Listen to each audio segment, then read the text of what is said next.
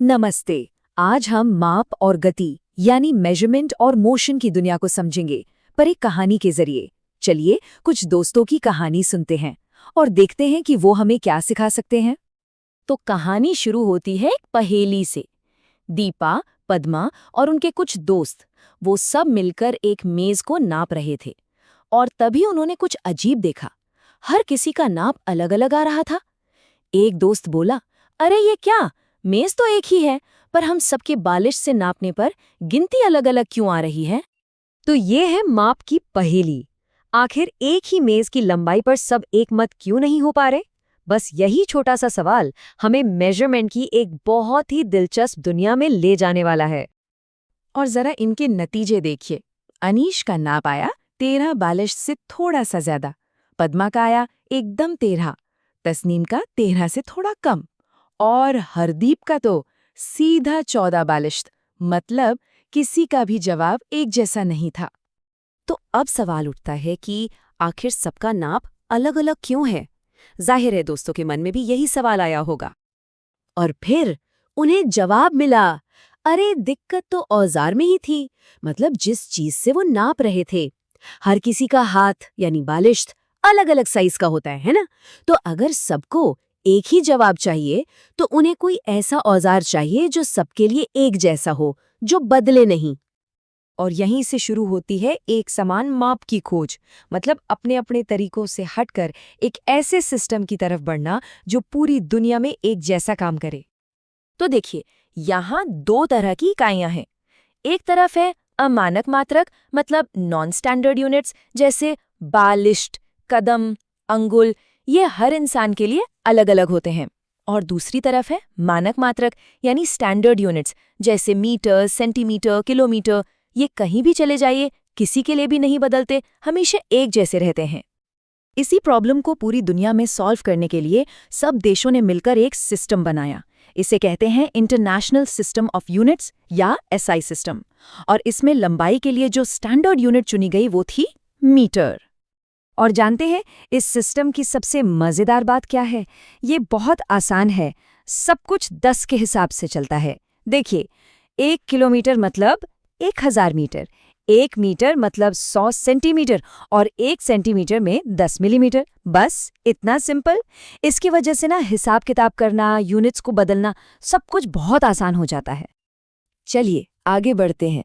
सही मापने का तरीका, क्योंकि देखिए सिर्फ सही औजार होना काफी नहीं है, उसे इस्तेमाल करने का तरीका भी तो सही होना चाहिए, है ना? एकदम सटीक नाप के लिए ना कुछ आसान सी बातों का ध्यान रखना होता है। पहली बात, स्केल को हमेशा चीज की लंबाई के साथ साथ बिल्कुल सीधा रखें। दूसरी, जब आप नाप देख रहे हो तो अपनी आंखें बिल्कुल निशान के ऊपर रखें, साइड से या तिरछा नहीं देखना है। और हाँ, अगर स्केल का कोमा थोड़ा टूटा फूटा है तो उसका भी हिसाब रखना पड़ता है। अच्छा, अगर स्केल टूटा हुआ हो तो क्या करें? कोई टेंशन नहीं, बस जीरो से नापने की बजाय किसी भी साफ दिखने वाले नंबर से शुरू कर दीजिए। मान लीजिए 1 सेंटीमीटर से। फिर जहां चीज खत्म हो रही है वो नाप लीजिए, जैसे कि 10.4 सेंटीमीटर। अब बस इस 10.4 में से वो शुरुआती 1 घटा दीजिए, आ गया 9.4 सेंटीमीटर। है ना आसान? तो अब बात करते हैं दूरी और संदर्भ बिंदु की। कहानी अब एक नया मोड़ ले रही है। अब तक हम पूछ रहे थे कितना लंबा, अब हम पूछेंगे कहाँ। और ये जानने के लिए हमें संदर्भ बिंदु यानी रेफरेंस पॉइंट को समझना होगा। तो दोस्तों के बीच अब एक नई बहस छिड़ गई। सवाल था, स्कूल ज्यादा पास है या पार्क? और मजे की बात यह है कि इस बार भी सबका जवाब अलग अलग था।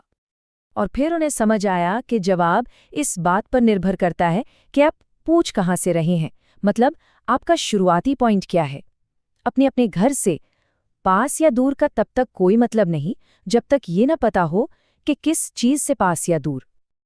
और इसी शुरुआती पॉइंट को कहते हैं संदर्भ बिंदु या रेफरेंस पॉइंट। मतलब एक ऐसी तय जगह जिसके हिसाब से हम किसी दूसरी चीज की जगह या दूरी बताते हैं। दोस्तों के लिए उनका घर ही रेफरेंस पॉइंट था। और यकीन मानिए, ये कॉन्सेप्ट किसी भी चीज की जगह या उसकी गति को समझने के लिए बहुत जरूरी है। इसे समझने के लिए पद्मा की दिल्ली यात्रा का उदाहरण लेते हैं। यहाँ पर रेफरेंस पॉइंट क्या है? दिल्ली। जब पद्मा बस में एक साइन देखती है दिल्ली 70 किलोमीटर और थोड़ी देर बाद दूसरा साइन देखती है दिल्ली 60 किलोमीटर, तो उसे पता चल जाता है कि वो दिल्ली के पास जा रही है। क्यों? क्योंकि उसकी जो पोजीशन है वो रेफरेंस पॉइंट यानी दिल्ली के हिसाब से बदल रही है।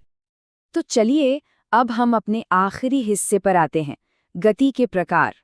अब तक हमने जो कुछ भी सीखा, माप, पोजीशन, रेफरेंस पॉइंट, वो सब यहाँ एक साथ आकर हमें ये समझने में मदद करेगा कि चीज़ें असल में चलती कैसे हैं।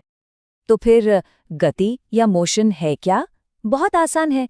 जब कोई भी चीज़ किसी रेफरेंस पॉइंट के मुकाबले समय के साथ अपनी जगह बदलती है तो हम कहते हैं कि वो चीज़ गति में है या मोशन में है। और ये गति भी ना कई तरह की होती है।